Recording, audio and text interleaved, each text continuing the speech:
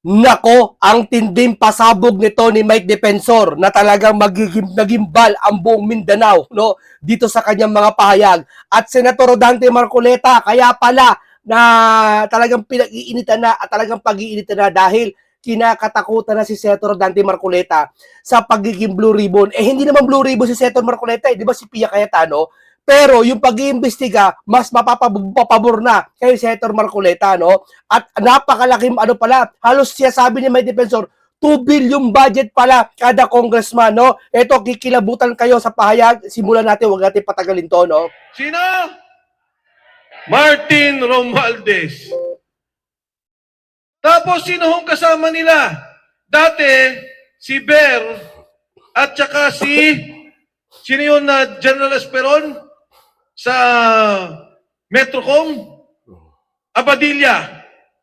Sino ngayon ang nagpapatupad ng martial law? Sino?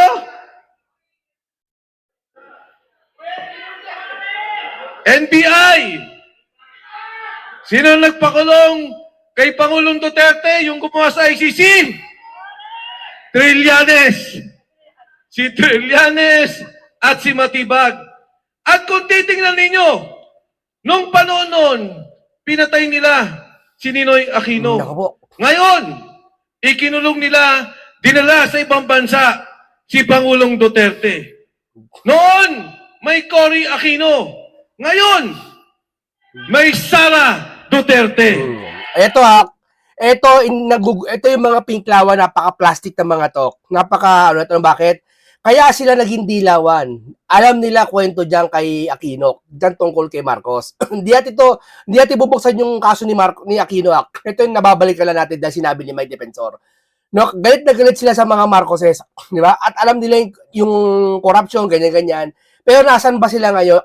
Ayan, kapit sila ngayon kay Marcos. Anong katunayan kung makapit sila? Hindi sila direct na kumakapit, no? Alos ipagtanggol nila dun sa mga tao nagsasalita laban sa mga Marcos, no? Bakit niyo pinipigilan? Ayaan niyo lumabas ang katotohanan. Kapag ang isang tao criticize, no? Bayaan mo, halimbawa ako, presidente ako, senador ako, pababayaan ko i-criticize ako. Pababayaan ko batikusin ako. Bakit? Kasi doon lalabas ang katotohanan eh. Di ba? Halimbawa, pag sinabing pula ka, eh itim ako. Pula ka, itim ako. Eh pinakita ko itim ako. Eh di itim ako. Eh di pahiya yung sasabing pula ako. Di ba? Yun ang sasabi ko sa yung katotohanan. Lalabas ang katotohanan kahit ano, balik ta rin mo man ang sitwasyon. Paratangan ka naman masama, lalabas ang katotohanan. Kung talagang pabayaan mo lang i-criticize ka. Kung nasa tama ka.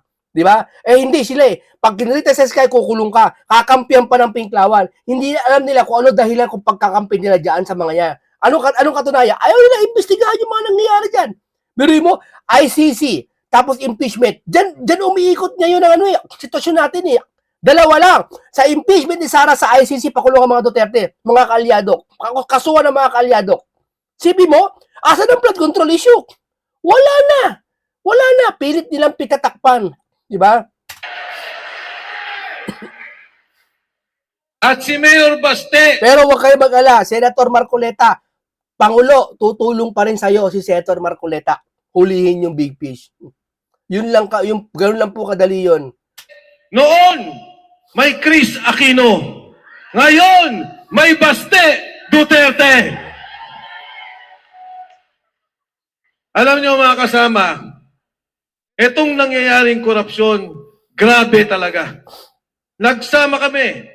Andyan si Jun Esperon, Alcusi, nakasama ko yan sa kabinete. Hindi ganito. Dati, bibigyan ka 70 million.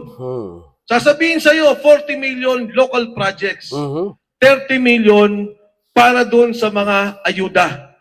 Ilagay mo sa ospital, ilagay mo sa DSWD. Alam niyo ho, magkano ngayon ang pondo ng bawat congressman? 2 bilyon. Grabe, 2 bilyon. Ang tindi nito, kaya pala naging sunod-sunuran sa kanila. Hindi, walang masama doon kung budget. Yung 2 billion na budget, walang masama dyan. Kung mailalagay mo, mailalapat mo sa mga constituent mo at sa distrito mo. Pero ang masama nito, puro baha. at reklamo ng mga constituent at distrito nila na walang nangyayari. Di ba? Ang katunayan, nagbabasa kada lugar eh. Minsan kung ano yung pinakamaraming baha, ha? Yung pa yung pinakamalaking pondo ng budget eh. Di ho ba? Tindi ng mga to, no? Grabe, harap-harapan, no? Harap-harapan yung mga sasabihin ni Pinky. Sasabihin ang kahihiyan nasa Senado, wala sa Congress ngayon. Ang Congress ngayon ay nasa, ang tiwala ng tao ngayon nasa Congress. Talaga ba? Di ba? Nananaginip na hulang siya. Kada distrito. 2 billion pesos. Yan yung Cabral files ni Lian Libiste. Grabe. O, yung Cabral files na yan, kinalimutan na nila yan. Yung mga pinangalan, kinalimutan nila. Wala. Ayaw talaga nila. Ayaw talaga nila paimbestiga yan. May tinatago dyan. Malapit na po. Konting tease na lang po. Andyan na si Sim. Pangulo, maging masaya na po kayo. Bakit? Yung nasimulan yung natuklasan nyo pong korupsyon, malapit na po matuklasan ni Senator Marcoleta. Stay put na lang po kayo dyan. Magtrabaho na lang po kayo dyan. Tutulong sa inyo si Senator Marcoleta. Uhulihin niya po yung big fish. Huwag po kayo mag-alala. Ngayon, sa 2026, ganun pa rin ang ginawa nila. Kaya nga po, napasama ako dito nung unang lumapit sa akin si Sergeant Cotesa. Oy, makinig kayo. Malaki kinalaman ni Senator Marcoleta dito sa kwento na to. Ha? Dito nabuo kung bakit si Senator Marcoleta ikakasuhan nilang plunder, bribery, at no bail. Kaya gusto nila ipakulong, gusto nila iposasan. Sabi niya na iba, nabasa ko lang to Subukan yung posasan si Marcoleta. Subukan yung hulihin. Sabi niya ang daming bodyguard niyan. Di ba? 5 million to 3 million bodyguard niyan. Ang sabi sa akin ng kaibigan kong tagapamantasan ng Pilipinas, pakinggan mo, ipakilala mo kay Senator Marcoleta. Yan. Nung aking kong pakinggan, si Sergeant Cotesa, ang sabi niya, Sir, nagbibilang kami ng pera sa bahay ni Saldico sa Valle Verde. Sabi. Ang pagbilang namin ng pera, hindi na counting machine, kilo-kilo na. Dahil ang 1 milyon ay 1 kilo. Wow, tama Sa yun. kanya ko nahulaman. Tama yun. Kulang-kulang. Mahigit 1 guhit, 2 guhit, sobra, kulang-kulang. Ganyan ang 1 milyon ho. Kasi depende sa 1 milyon Kung 1 milyon, may napasamang bago, may napasamang luma. Kulang-kulang. Guhit lang pagitan. At ang isang maleta, ang kayang ilaman, 48 million pesos. Binibilang kilo-kilo ni Mark Teksay at Ba't di pinatawag yan? ni Paul Estrada. Dumadating ang pera, dinideliver nila sa bahay ni Saldico sa Horizon. Matapos mag-deliver, ibababa nila yung pera, dadalhin sa Aguado sa Malacanang at sa McKinley sa Forbes Park. Ang sabi na sa akin, Sir, isang delivery, nakita ko at sinabi naman na niya, si Congressman Eric Yap nag-deliver 2.3 billion isang delivery. Makakilabot na mensahe na to. Oo. Kakilabot tong mga pahayag na to. Hindi, binalikan lang natin. Hindi natin binalikan. Binalikan ni Mike Defensor, pinasariwa sa inyo. Pero dito ang isa sa mga dahilan ba't tinakatakutan nila si Senator Marcoleta. Pakinggan nyo. Nagulat ako. Sabi niya, maniwala kayo, sir. Pati ang media, nakita ko ang bigayan. Ang Department of Health, nagalit sila dahil may kontratang ayaw pagbigyan. Sabi nila, zero budget. Pero nung matapos umoo, yung Secretary of Health, binigyan ulit nila ng pondo. Hindi po ako makapaniwala sa sinasabi ni Sergeant Cotesa. Gulat na gulat ako. Pagkus ganun, pumunta kami kay Senator Marcoleta. Hindi ko pa kasama si Cotesa. Ang sabi ko kay Marcoleta, Senador, pakinggan mo to. Sabi niya, kilala mo ba yan? Sabi ko, kilala ko yung nagpakilala. Pero sigurado ko, hindi nagsisinungaling to. Nagkita po kami sa isang restaurant. Pinaliwanag ni Cotesa. At sinabi pa ni Cotesa ng panahong yun, nadidinig ko, nung inuhuli po si Pangulong Duterte, nandun ang NBI, nandun ang mga ahensya ng gobyerno sa Maidas Hotel ni Saldico, hinihintay naming arestuin si Pangulong Duterte. Grabe, napakalinaw niya, no? Sasabihin ng mga supporter ni ng BBM, hindi totoo yan, invento lang yan, Mike. Paano naging invento? O sige nyo si Ombudsman Remulla na kumuha ng kaso mula sa pahayag ni Gutesa at ng 18 Marines para kasuhan si Martin. At ito pa, kung hindi totoo to, di ba sabi nyo, si Saldi ang isa sa mga mastermind at talagang kakasuhan nyo? Tao ni Saldi lahat to eh. Bakit mo lang kasalanan ng tao ni Saldi? Sige nga, hindi naman tapapayag, no? Di ba? Ibig sabihin, hindi mo iimbestigahan yung mga tao ni Saldi deliver ng pera? Di ba? Ang gulo nila eh. Kasi niya ayaw nila mabuking. Gusto nila si Saldi lang. Pag si Saldi sa itana, ayaw nila maniwala. Basta si Saldi lang may kasalanan. Pag nagkwento si Saldi, hindi totoo si Kuno, kwento yan, hindi totoo yan. May 18 Marines, hindi totoo yan, hindi totoo yan, hindi totoo yan, hindi totoo yan. Gusto nila doon lang sa tao na yon. Napaka-imposible ho. Ikaw, nanay mo, ikaw may pera ka, bata ka pa, halimbawa, nagbayad ka ng tuition fee mo sa school mo. May dala kang 20,000. Nagbayad ka ng tuition fee mo, halimbawa lang Tapos nagka-aberya. Walang kinalaman nanay mo? Doon sa pera, halimbawa? Wala ka naman trabaho, bata ka pa. Nag-aaral ka pala, pinag-aral ka nanay mo. Ibig mo sabihin, nagkabulilyasuhan, walang kinalaman yan Hindi ko pera yan. Ganun ba yon? Parang ganun eh. Yung pinaka pumipirma kung bakit ka nagkaroon ng pera. Bakit? Sino ba pumipirma? Sino ba huling pumipirma? Walang alam?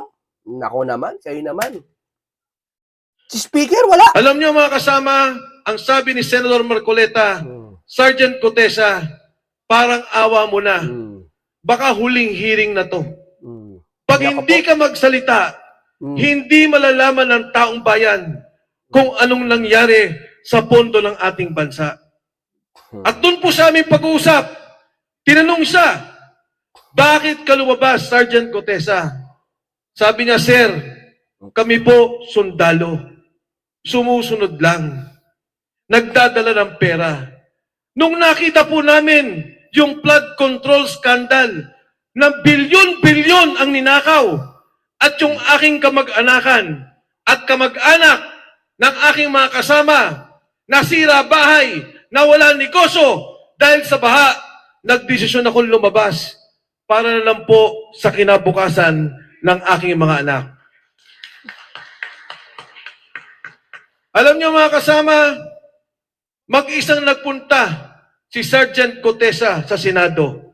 Nagpanotaryo, mag-isa. Magkakasama kami nung gabi.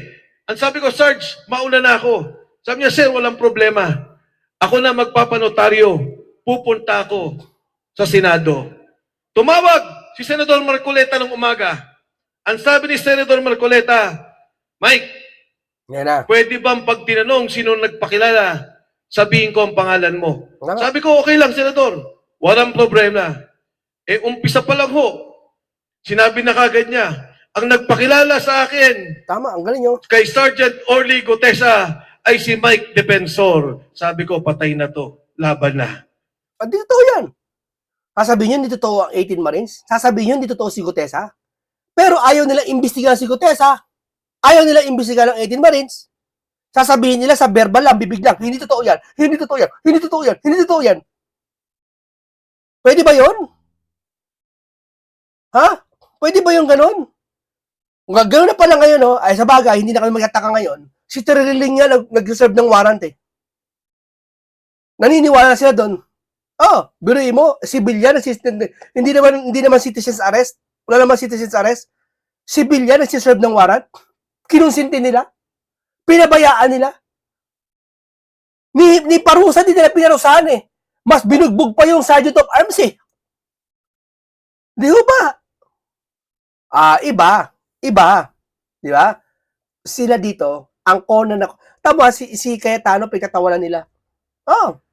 Hanggang ganun na lang sila. Pagtawanan nila, bukang bibig nila, hindi totoo yan. Yun na lang. Pero papeles, ebidensya, wala silang katibayan na pagpapatotoo na hindi totoo yan. Yung investigasyon, ayaw nila. Yan na lang sila mang-asar, mang-inis, mang-kaso. Yun na lang ang laban nila. At doon nga po nangyari. Lumabas si Sergeant Gutesa. At anong ginawa nila? Nung una, ang sabi nila, pro-protektahan. Ilalagay doon sa kampo para proteksyonan si Sergeant Gutesa. Nung huli, under detention na si Sergeant Gutesa. Pinapirma nila ng affidavit na ang sinasabi, nagsalita lang daw siya ng ganon dahil ang sabi ko daw at ni Senador Marcoleta ay bibigyan namin siya ng pera. At yung kanya pong affidavit, binago na wala siyang delivery ng pera kay Martin Romualdez. Yang kwento na yan, tinakot siya si El Gutesa, tinakot. Dinetain yata si Gutesa, tinakot pamilya. Kaya yung Gutesa, pinagawa ng affidavit na binayaran daw sila ni Marcoleta, ganyan-ganyan, etc. Para ibahin yung si Martin. Sipin mo yan, ha? Ang Pangulo nagsimula ng investigasyon, ibig sabihin, pag siya nagsimula ng investigasyon, ang korupsyon nasa panahon niya. Diba? Wala sa Duterte. Kung meron ba sa Duterte, imbestigahan nila. Ba't di nila nasimulan? O ngayon, ganito mangyayari. Ito, narinig ko lang, ha? Ay, hindi ko narinig. Ito, totoo to. Yung yung dating senador, ha? Yung ayoko banggitin, basta, alam mo sabi niya, dating senador, mataba, taga Red Cross dati. Di ba? Alam niyo na kung sino. Sabi ba naman, narinig ko, dapat daw imbestigahan yung mga parmali, yung mga Duterte. Pag daw nakaupo ng Blue Ribbon sila, Pia, pati sila Marcoleta. Imbestigahan niyo yan! Yan niya!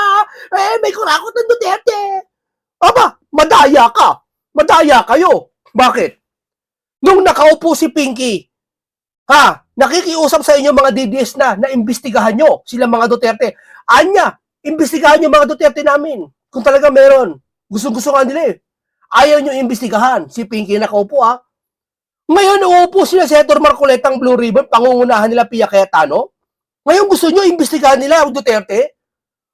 Iba talaga balat ng mga to. Kuha nyo mga kaibigan, kuha nyo ako. Para lumalabas, bakit Duterte pa iimbestigahan nila? Dapat kayo gumawa yan, si Pinky nakaupo. Dapat sinabi mo yan. O, Pinky, imbestigahan ang mga Duterte. Ba't tayo hindi mo ginawa? O, pustahan tayo si Pinky, yan din sasabihin, dapat si Marcoleta sa si Pia Cayetano, imbestigahan nila mga Duterte. Kaya hindi nila iniimbestigahan Duterte kasi may tinatago. Ikaw nakaupo, hindi mo inimbestigahan. Yung nakaupo si Senator Marcoleta, pa-imbestigahan mo Duterte? Ayaw nyo lang imbestigahan yung flood control ngayon. Huwag kayo mag-alala, darating tayo dyan. Malapit na.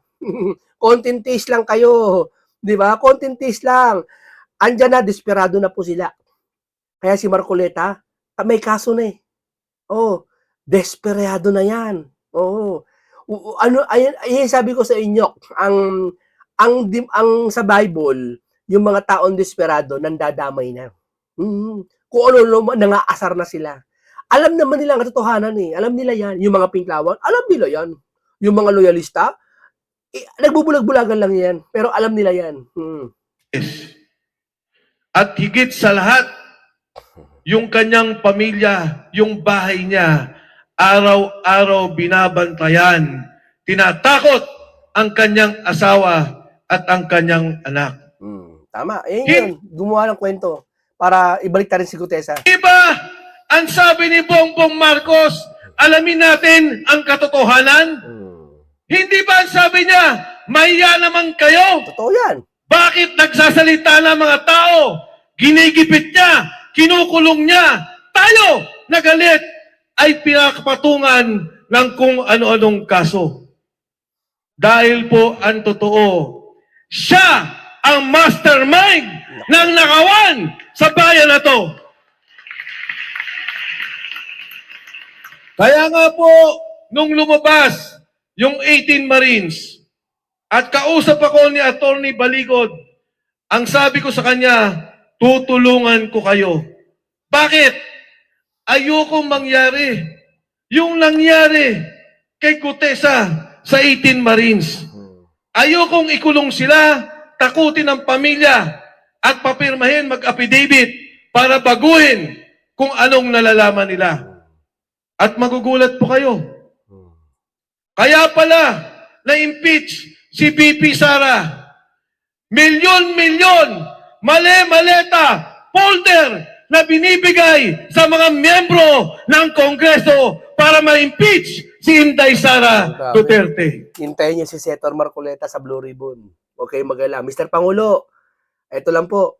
Tutulungan po kayo ni ni Senator Marcoleta. Huwag po kayo mag-alala. Huhulihin po mga crocodile. Di ba? Ito mga loyalistang ibang nag-vlogger. Maniwala kayo. May alam yan. Kaya nga ito bigyan ko kayong tip ha. Tingnan mo yung mga loyalista halos lahat. Parang gusto nila mag-pink na. Hanga sila kay Trililing, hanga sila kay Jonel, tapos susunod na sila ng mga kulay pink, tapos nakalagay Lenny. Ha? Mga loyalista yan ha, mga vlogger ha. Bakit? Kung talagang loyal kayo, bakit kayo magpipink? Kung talagang yung babae mahal nyo, bakit kayo mangangaliwa para mambabae pa ng iba? Oh, huli kayo. Kaya dyan pa lang makikita nyo. Alam nila ang katotohanan tungkol dito. Wala lang sila mai-content. Kaya nagmumukha silang nagdedepensa na lang. Di ba? Yan yun. Oh. Sip-sip na rin. Kasamang sip-sip na rin, di ba? Ang ginawa nila. Tinanong ko, nung kay Laila de Lima, totoo ba na nakita nyo? Totoo, sir. Kasi pala, itong 18 Marines, pinagdi-deliver ng pera ni Saldico kay Martin Romualdez. Pupunta doon sa townhomes, sa Forbes Park. Sasabihin ni Martin, pengi ako na 20 na folder. Magdadala ng folder doon. Nakita nila pumasok si Laila de Lima. Nakita nila pumapasok yung mga kasamahan sa Kongreso. Paglabas, yung perang binalot nila, yun ang bit-bit-bit-bit. Kaya sabi ko sa kanila, bakit hanggang ngayon, hindi nila imbestigahan ang mga sundalo? Ayaw nila. Mukha nga nila sasabi, hindi totoo yan. Yun lang, tapos na. Naniniwala lahat. Ay niya, hindi totoo yan. Sapat na ba yun? Sabi mo, hindi totoo yan? Ganun na pala ngayon, no? Pag may ID ka, nasa airport ka, parang ganito. Ganito katumbas na siya, sabi nila. Pumunta kang airport, wala kang dalang passport. Pwede ba? Hindi po pwede. Punta ka airport, sabi mo, sabi siya, asay passport, sabi ng mga Japanese, where's your passport? TNT ka eh. TNT ka. Where's your passport? Pag wala kang passport, uhulihin ka ng mga Japanese. Ng immigration ng Japan, mga pulis. At sasabihin mo ba sa kanila, asan pa sabi, where's your passport? Meron, nandun ako sa bahay, naiwan ko lang. Papayag sila, ganun ba? O sige, alika, pasok ka na. Meron ka naman pala eh. Naniwala sila sa salita lang, pwede na pala, no? Paniniwala na pala ang salita pala, hindi totoo yan. Di ba? Ganun ba yon? Dahil alam nilang totoo na tumatanggap sila ng maleta. Totoo na tumatanggap sila ng pera. Kaya mga kasama, itong away sa Senado, hindi to away ng impeachment. Hindi away ng impeachment yan. Hindi impeachment, tandaan nyo. Hindi yan impeachment. Ang impeachment, sinabi na binunyag na ni Senator Marcoleta ang impeachment, 16 na sila. Hindi matutuloy kulang ng 16, hindi matutuloy yan. Lalo si Bato, wala. Hindi matutuloy yan. Alam nila na hindi nila kayang impeach si VP Inday Sara Duterte. Alam nila na wala silang numero. Ang takot nila ay ang Blue Ribbon Committee hearing. Yan ang kinakatakutan nila. Sa Senate, bigyan ko example. Hindi nila ang impeachment, bali wala na yan. Kulang sila sa numero. Senate President niya, hindi nila maagaw eh. Ma-impeach pa kaya si Sara? Kailangan ng almost kalahati dapat bumoto kay Sara. Senate niya, hindi nila maagaw eh. Si Sara pa, pa-impeach sila. Hindi yan. Blue Ribbon ang kinakatakutan nila. Ang takot nila ay lumabas ang katotohanan. Ang takot nila ay ituro kung sino ang nagnakaw sa kaban ng ating bayan. Kaya mga kasama, doon sa nagtatanong, sabi nila, ano ang reaksyon mo doon sa kaso nyo ng plunder ni Senador Marcoleta? Alam nyo, ang Ayan, palander ha. plunder non-bailable.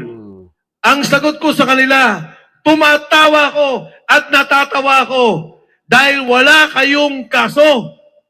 At alam ko na takot lang kayo na maungkat ang totoong nagnakaw.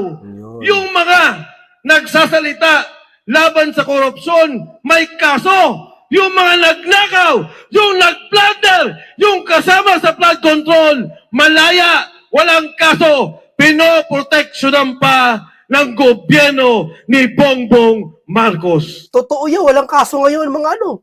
Kita nyo? Ginawa pang state witness yung iba. Grabe yan. Anya, may nakulong naman na si Revilla. Kickback? Kinulong? Ano ba yung kickback sa trilyon? Kung makulong ba si Revilla, sige, deserve niya kung may kasalanan siya. Pero kakaunti lang yung kasi, sabi mo lahat ng pera kay Revilla. Gano'n pala kickback, kabuuan ha. Pag sinabing kickback, kakapiranggot lang yun. Kung baka sa 1 milyon, kumuha ka ng 20 mil. May mastermind pa rin talaga. Hindi magagalit.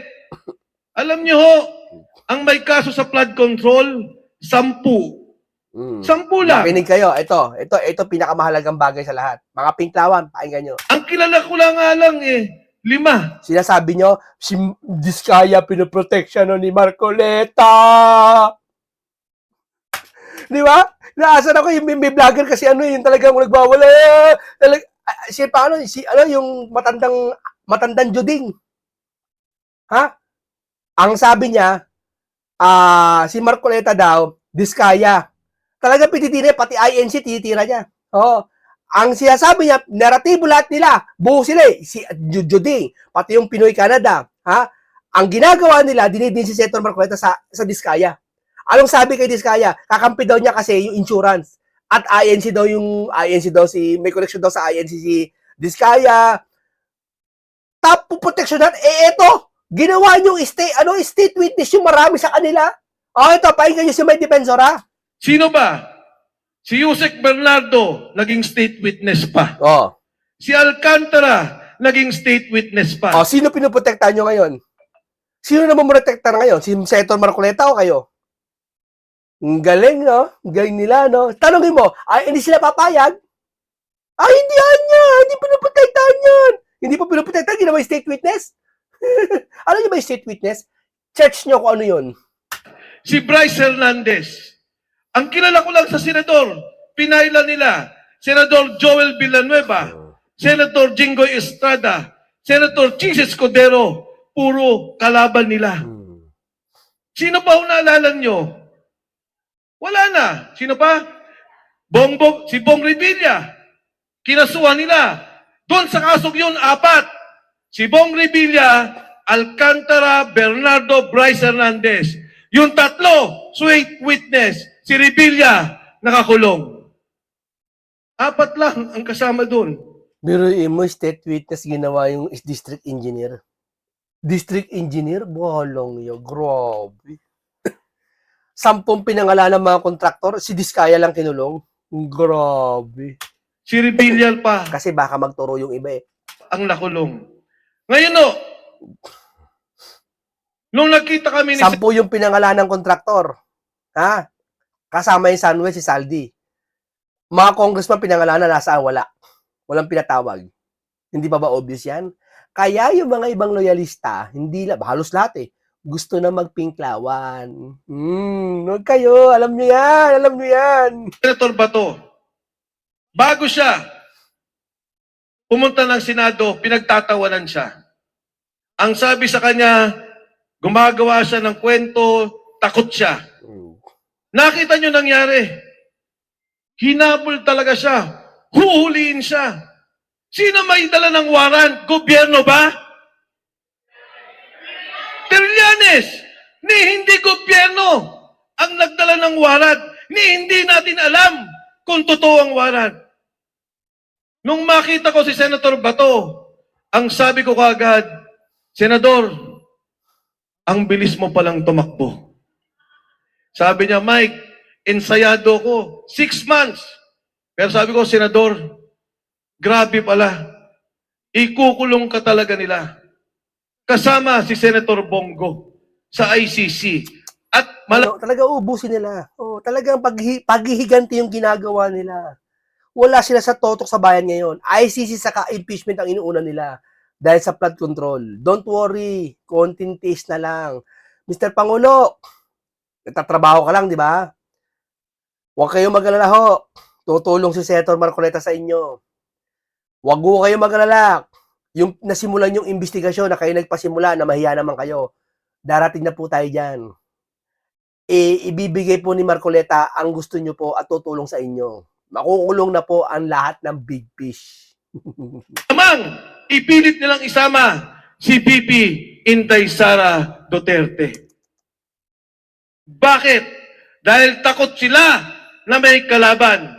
Dahil takot sila sa 2028, alam nila, hindi maihinto, hindi mabibigilan si Inday Sara Duterte na susunod na Pangulo ng Republika ng Pilipinas.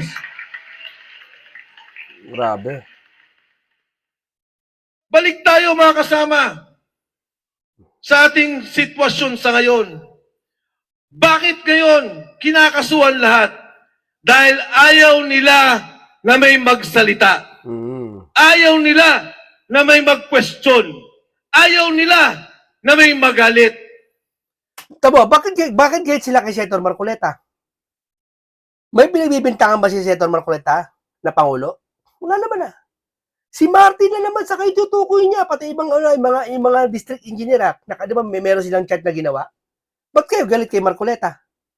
Tumutulong nga si Senator Marcoleta sa Pangulo ba't kayo galit? Bakit kakasuhan siya? Kayo sumagot kung bakit. Noong panahon ni Marcos Sr., kailangan isara ang Kongreso at Senado. Ngayon, nabili na nila ang Kongreso, nabili na nila ang Senado, pilit binibili ang Korte Suprema, kaya kailangan nilang ipahuli tayo na nandito. Papayag ba tayo? Lalaban ba tayo? Mga kasama, Yan ang hirap sa kanila. No? Pag sinabi, lalaban ba tayo? Walang masyadong tumutugon. Bakit? Walang pagkakaisa. Hindi katulad ng ginawa ng mga ANC mapayapang kilusan. Pag sinabing sama-sama tayo sa kilusan mapayapa, talagang lahat, solid talaga lahat sila. Yan ang may isang leader sa kagandahan sa INC. Tapos yung Juding na matanda, nagsasabi, wala daw kwenta Aurelio ni Marcoleta, katawanan nila. Sila, sa kanila tumatama yun, yung sinasabi nila. lahat tayo dito sigurado ako magkakaroon ng kaso. Iisa-isahin nila tayo. Sabi ko sa mga kasamahan sa Lanao, pagka nagkaroon na ako ng unbailable at kinasuhan na ako, nagkawaran, doon ako magtatago sa inyo. Oy, dapat, si Senator Marcoleta, protektahan dapat natin. Kasi alam nyo, hindi maganda nangyayari ngayon. Talagang si Marcoleta ang nasa focus ngayon. Kasi lahat na tahimik na maliban kay Mike Defensor. Ito kasi hindi mang gobyerno to Natural na tao lang to Ang ngayon nakakatakot ngayon si Senator Marcoleta kasi nakaupo siya ngayon. Ang lahat ng paningin sa kanya, galit sa kanya. Gusto siya, lahat ng pati si Junel, gusto siya ipakulong. Bakit? Anong kinalaman ni Junel? Ba't gusto ipakulong si Marcoleta? Gustong kasuhan. Di ba sa SOSE? Gusto imbestigahan. Bakit? Baka naman kasi mali-mali yung sobre-sobre yung binigay sa kanya. Di ba? Malapit na yan. Tayo nyo lang. Malapit na po si Senator Marcoleta. Malapit na maghimagsik. No, hindi naman maghimagsik talagang magtitipon-tipon. Hindi ang gagawin ni Senator Marcoleta. I mean, si Marcoleta, rest back na hintayin nyo. Sa kabutihang paraan, sa mapayapang paraan. Sa maayos na paraan na mahuhuli ang big fish. Yeah? Kumbaga nga sa pangingisda, dalawang klase. Yung isa, binabato ng granada. Di ba? Alam mo yun? Bawal yun. Di ba? Pero isa, namimingwit lang ng isdang malaki. Ganun kaparaanan ni Senator Marcoleta. Papainan ni Senator Marcoleta ang lahat ng ito. Marcoleta, maglalatag ng pain sa mga to. Hindi totoo yan. Lalatagan ng pain to mga to para mahuli ang big fish. Oo. Hintayin nyo lang. Paano? At bakit tayo pinapatigil? Giginawa ang Pilipinas. Dahil sa trilyon na ninakaw nila. Trilyong piso ang ninakaw na pondo sa Kongreso. Bawat proyekto bibilin mo. At si Saldico mismo nagsabi, 30% bawat proyekto. Pag kumuha ka ng 1 bilyon, ibibigay mo agad kay Saldico ang 300 million.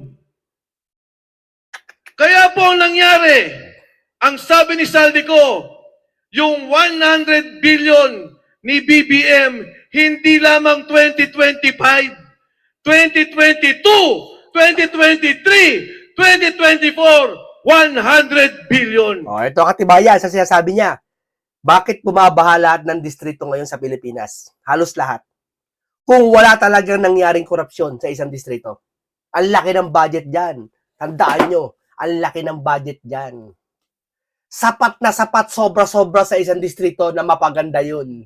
Pero wala kang makikita. Kalsadang lubak, kakulangan lahat, mga puno, wala. Lahat halaman, tuyo. Hindi pa dilig yata, wala eh. Diba? Bakbak lahat ng paner na walang mga waiting shed. Iba't iba. Hindi naman lahat ha. Nagbabaha. Tanyan. Puro ayuda ang pinamimigay. Yung iba hindi pa nabibigyan. Kulang pa yung iba. Nag-ireklamo pa iba. Yan. Sabihin nyo ngayon na walang korupsyon. Bukod pa sa delivery ng pera. Anong sabi ng mga marino?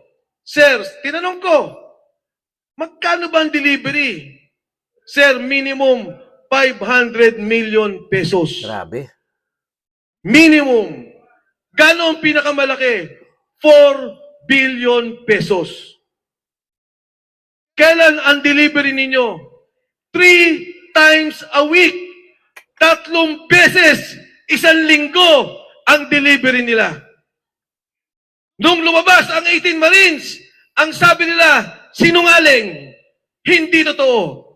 Sabi nyo, si Saldico magnanakaw. Di ba? Sabi nila, si Saldico ang mastermind.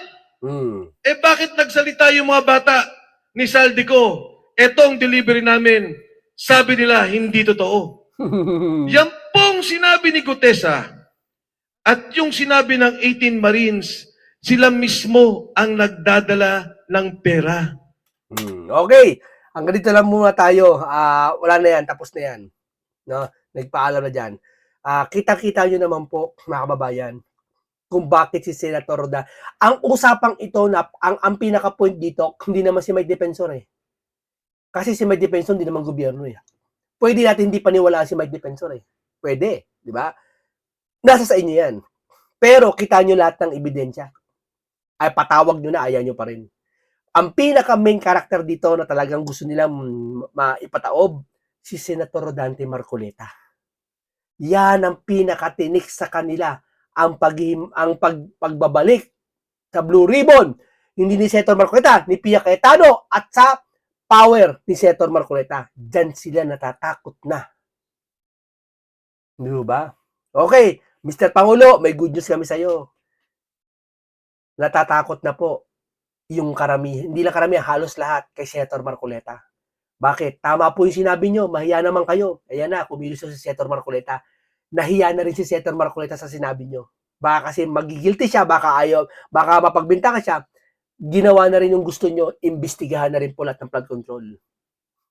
Lapit na po, mga kababayan. Okay, hanggang dito lang po. Napuno ko naman kayo ng bagong kaalaman, isang komentaryong pakikinabangan at puno ng karunungan. Isang talakayan na talagang makabuluhan. Maraming salamat. Paalam po sa inyong lahat.